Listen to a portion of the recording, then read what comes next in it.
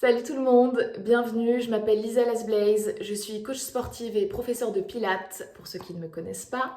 Aujourd'hui, je vais vous faire une vidéo un petit peu particulière, ça va être une vidéo tuto où je vais vous expliquer comment bien engager votre centre abdominal en profondeur.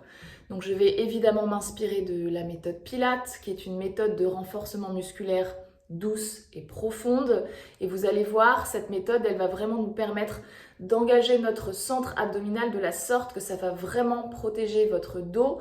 Ça va être très profond, donc ça va vous permettre de solidifier vraiment votre tronc, votre centre. D'accord? Donc on va se placer sur le tapis, installez-vous confortablement.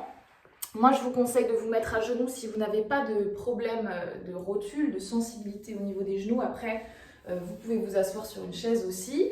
Si vous le pouvez, vous vous mettez carrément devant un miroir parce que vous allez voir, je vais vous demander de regarder un peu ce qui se passe au niveau de votre ventre. Alors, en pilates, quand on parle de centre abdominal, en fait, on va décomposer le centre en deux parties. Il va y avoir la partie basse, le périnée, et la partie du milieu, le transverse. D'accord ? Lorsqu'on vous demande d'engager votre centre, ça va être toujours l'association de ces deux parties. D'accord ?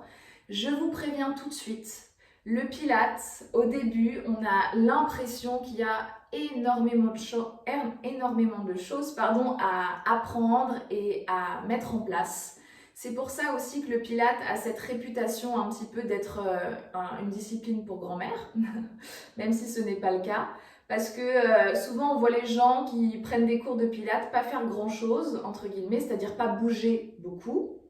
Après ça dépend des Pilates, hein. Ceux qui me connaissent savent que je donne des cours de Pilates Fusion. Donc les Pilates Fusion c'est des cours en mouvement mais qui sont assez exigeants parce qu'on a vraiment cette rigueur du Pilates qui est une rigueur profonde de l'engagement du corps et du centre en particulier et que l'on va associer avec le mouvement, d'accord ? Donc là, vraiment, ce sont les bases, mais même avec les bases, ne soyez pas étonnés d'avoir beaucoup de choses à gérer au début, d'accord ? Alors, on va commencer par l'engagement du périnée. Et là aussi, pour l'engagement du périnée, on va devoir décomposer le périnée en deux parties. On a la partie arrière et la partie avant, d'accord ? Donc là, on va passer à la partie un petit peu glamour. En fait, votre périnée, il est composé de deux sphincters, d'accord ? Le sphincter arrière, le sphincter de l'anus, qui vous permet de retenir les sels et les gaz. Et ensuite, on a le sphincter de l'avant qui vous permet tout simplement de vous retenir d'uriner, d'accord ? Eh bien, lorsqu'on vous demande d'engager votre périnée, c'est tout simplement reproduire ces sensations-là, ces sensations d'aspiration vers l'intérieur. Et pour engager idéalement son périnée, on va toujours partir de l'arrière, d'accord ? Vous allez créer cette sensation d'aspiration derrière, puis vous allez glisser vers l'avant et créer cette sensation d'aspiration devant, un petit peu comme une cuillère. Une fois que vous avez cette sensation d'aspiration au niveau du bas du ventre, de l'intérieur des cuisses, eh bien votre objectif, ça va être de la rendre la plus constante possible, d'accord ? La plus endurante. Et ce n'est pas une chose facile à faire parce que là, vous allez déjà peut-être vous en rendre compte. Vous avez cette impression que ça se relâche et que ça se resserre, ça se relâche et que ça se resserre. Et en fait, ça se resserre que lorsque vous y pensez. Ok ? Au début, c'est normal, mais avec la pratique, vous allez voir, cet engagement, il va devenir de plus en plus constant et vous allez réussir à maintenir l'engagement plus longtemps. D'accord ? Je vais vous expliquer pourquoi, c'est assez simple. Pour ceux qui ne s'y connaissent pas du tout, je vous explique rapidement, mais en fait, nos muscles sont composés de différents types de fibres musculaires. On a des fibres musculaires lentes et des fibres musculaires rapides. D'accord ? Par exemple, les paupières ont des fibres musculaires rapides, d'accord ? Pour que ce soit très vif. Dans le périnée, au niveau du périnée, le sphincter de l'anus derrière est composé de fibres musculaires lentes. Donc c'est pour ça que vous vous allez pouvoir créer cette sensation d'aspiration beaucoup plus profonde et intense, d'accord? Alors que celui de devant, il est principalement composé de fibres musculaires rapides et c'est pour ça que vous avez cette sensation que ça se relâche, ça se resserre, ça se relâche, ça se resserre, d'accord? Eh bien, c'est comme tout, c'est comme toute pratique avec l'entraînement, ça devient de plus en plus constant. Donc, ne prenez pas peur au début que vous ayez cette sensation que ça se relâche, c'est tout à fait normal. Je précise que les hommes et les femmes ont un périnée, d'accord? Les femmes, on en a plus conscience parce que, voilà, les accouchements, etc. Donc forcément, on est obligé d'y prêter attention. Les hommes aussi en ont un, d'accord? Et tout simplement, avoir un périnée fort, ça va nous permettre de maintenir les organes à leur place. Alors, c'est vrai, quand on est jeune, on n'y voit pas beaucoup d'intérêt, mais je peux vous assurer que lorsqu'on prend de l'âge, eh ben, ça a toute son importance. Et même, de manière générale, ça va nous permettre, voilà, d'être fort dans notre centre. Ok? Donc, une fois qu'on a notre périnée, l'engagement de notre périnée, on va associer l'engagement du transverse. D'accord? Le transverse, qu'est-ce que c'est? Eh bien, c'est la partie des abdominaux la plus profonde, d'accord, de notre centre. Vous avez des couches superficielles, par exemple le grand droit, qui est la couche la plus superficielle, et comme ça, vous allez gagner en profondeur, les obliques et enfin le transverse. Et le transverse, c'est vraiment la partie la plus profonde. À quoi ça ressemble? Ça ressemble vraiment à un corset musculaire. Ça part du dos, ça s'attache devant et ça fait le tour de la colonne vertébrale. D'accord? Donc c'est vraiment un muscle qui se resserre contre la colonne et ça va nous permettre de créer cette posture allongée que d'avoir un transverse fort. Et aussi, et ça c'est un des critères principaux chez certaines personnes, même si ça devrait pas forcément l'être, mais bon, c'est les critères esthétiques. Le transverse, c'est vraiment le muscle qui nous permet de créer la taille fine, d'accord? Cet affinement de la taille, c'est par l'engagement du transverse. Plus tu affines ta taille, plus le transverse s'active, d'accord, contre la colonne vertébrale. Donc là, on ne s'occupe plus du périnée, on va juste s'occuper du transverse, vous allez voir, déjà ça c'est assez intense. Pour activer son transverse, il faut donc, entre guillemets, tout simplement, affiner sa taille au maximum, créer de l'espace entre les côtes et les hanches, donc on s'auto-grandit et on va créer cette sensation d'aspiration au niveau du nombril, d'accord? On va avaler le nombril contre la colonne vertébrale. Et ça, c'est la base, en fait, de l'engagement des muscles posturaux profonds. C'est ce qu'on appelle l'engagement hypopressif. Donc, c'est cette volonté, cette intention de créer l'aspiration vers le centre, vers l'intérieur, d'accord? Donc, votre périnée un engagement hypopressif, c'est-à-dire que vous aspirez votre périnée vers le haut, et le transverse a un engagement hypopressif puisque on l'amène aussi vers l'intérieur, d'accord? Quand je dis le périnée, c'est vers le haut et vers l'intérieur. Ça marche? Donc là, par exemple, pour votre transverse, cherchez simplement à rentrer le nombril contre la colonne vertébrale et à l'aspirer le plus possible à l'intérieur. Ce n'est pas simplement contracter son ventre, d'accord? Là, justement, comme je vous le disais tout à l'heure, je vais vous montrer un petit peu ce que ça donne, la différence entre contracter son ventre et aspirer le nombril contre la colonne vertébrale. C'est pas du tout la même chose. Contracter son ventre, on va vraiment s'arrêter à quelque chose d'assez superficiel, alors que avaler le nombril contre la colonne vertébrale, on va vraiment chercher l'engagement des muscles profonds, d'accord? Donc là, par exemple, si vous voulez, vous pouvez faire comme moi, si vous êtes devant un miroir, juste descendez votre pantalon histoire de voir tout votre ventre. Alors, relâchez complètement votre sangle abdominale, ok? Ne me jugez pas, c'est juste après Noël. On a le ventre relâché. Si je vous demande simplement de contracter votre ventre, vous allez resserrer ici et vous allez simplement contracter votre ventre, d'accord?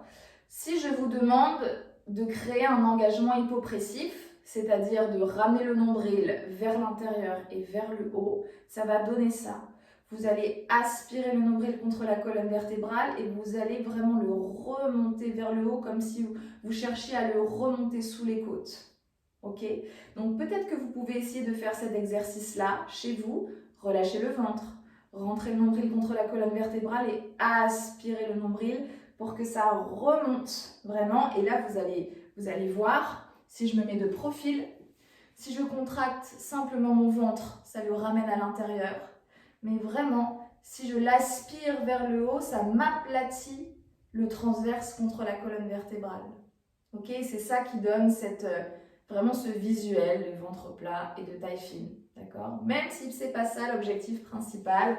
L'objectif principal, c'est d'avoir un centre solide, ce qui va vous permettre d'améliorer votre posture, d'être beaucoup plus à l'aise sur des mouvements d'abdominaux ou même de la vie de tous les jours, hein, se baisser pour ramasser quelque chose. Si vous n'avez pas votre centre actif, vous avez beaucoup plus de risques de vous blesser puisque c'est votre dos qui va prendre toute l'attention. D'accord? Donc c'est pour ça que lorsque vous prenez des charges lourdes, et je pense notamment aux mamans qui regardent cette vidéo quand vous prenez votre petit, eh bien essayez de créer juste ça, cette sensation d'aspiration au niveau du ventre. Rien que ça va vous permettre de protéger votre dos, de ne plus avoir ces douleurs au niveau du bas du dos, au niveau des lombaires, parce que ça va décharger le bas du dos, tout simplement. Et rien qu'en faisant ça, vous travaillez sur l'affinement de votre taille. Ok? Alors, donc là, on a vu les deux séparés, d'accord? Périnée et transverse. Maintenant, on va essayer d'activer les deux en même temps. Tu commences toujours par le bas et par l'arrière, d'accord? Une fois que tu as engagé à l'arrière, tu vas toujours rester en bas et activer devant, et ensuite tu vas remonter le nombril contre la colonne vertébrale, affiner ta taille, d'accord? Donc plus tu crées d'espace entre les côtes flottantes ici et les crêtes iliaques, plus naturellement la taille s'affine et le transverse s'active. Pourquoi? Parce que plus tu crées d'espace entre tes vertèbres, plus tu allonges ton dos, plus le transverse se rétrécit, d'accord? Donc tout simplement, en t'auto-grandissant, déjà tu vas créer un engagement naturel. Mais nous, évidemment, on veut que ce soit proactif, d'accord? Pour que ce soit vraiment solide et vraiment profond. Ce que ça peut créer au début, c'est des tensions parasites dans les épaules. Donc lorsque vous affinez votre taille, que vous activez votre centre, pensez toujours à créer de l'espace entre les épaules et les oreilles. Ce que ça peut créer aussi, c'est une diminution de l'amplitude de la respiration. Et c'est pour ça qu'en pilates, on ne respire pas par le ventre, on respire par les côtes. D'accord? On a une respiration thoracique. Parce que justement, on veut que le centre, lui, se concentre uniquement sur l'engagement. Et les côtes sont là pour respirer. Ne vous inquiétez pas, on a assez d'espace pour respirer par les côtes. Ça, je ferai une autre vidéo là-dessus si vous voulez, mais c'est pour ça que la respiration, nous qui avons tendance à respirer très superficiellement dans notre quotidien et à utiliser que la partie avant de notre cage thoracique, en pilates, et vous allez le voir dans mes cours, si vous prenez mes cours de Pilates and Stretch, je vous demande vraiment de respirer dans toute la globalité en respirant ce que j'appelle dans le dos et sur les côtés. Donc on va vraiment chercher à ouvrir les côtes, d'accord? Derrière et sur les côtés. Pour que le centre, la taille reste fixé sur son objectif. Peut-être que là, en m'entendant parler, vous essayez de faire votre exercice, votre engagement. Ne soyez pas étonnés, encore une fois, que ça se relâche, resserre, relâche, resserre. D'accord? Au début, ça demande de l'intention, ça demande de la pratique. Ok? Voilà, c'est à peu près tout. Maintenant que vous avez ces bases-là, vous pouvez travailler dessus en mouvement, évidemment, sur les cours que je propose sur ma chaîne, donc sur les Pilates and Stretch, sur les vidéos spéciales abdominaux, et garder cette conscience-là, garder cette intention-là, d'accord? Si vous ne faites pas tout parfaitement au début, ce n'est vraiment pas grave. Moi, je considère qu'on apprend en pratiquant, c'est en forgeant qu'on devient forgeron. J'aurais plein de phrases à vous dire comme ça, mais c'est comme apprendre à marcher. Au début, tu fais du quatre pattes, ensuite tu apprends à te mettre debout, tu trébuches plusieurs fois, et puis ensuite tu marches, et ensuite tu apprends à courir, d'accord? Mais c'est vrai qu'il faut d'abord apprendre les bases, d'accord? Mais ça ne veut pas dire que tu dois rester en statique au début à rien faire.